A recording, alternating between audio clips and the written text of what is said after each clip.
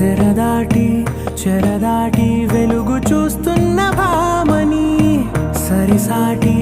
ఎదమీటి పలకరిస్తున్న శాముని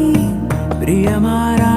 గమనిస్తూ పులకరిస్తోంది ఆవిని కలబోసే ఊసులే విరబూసే ఆశలై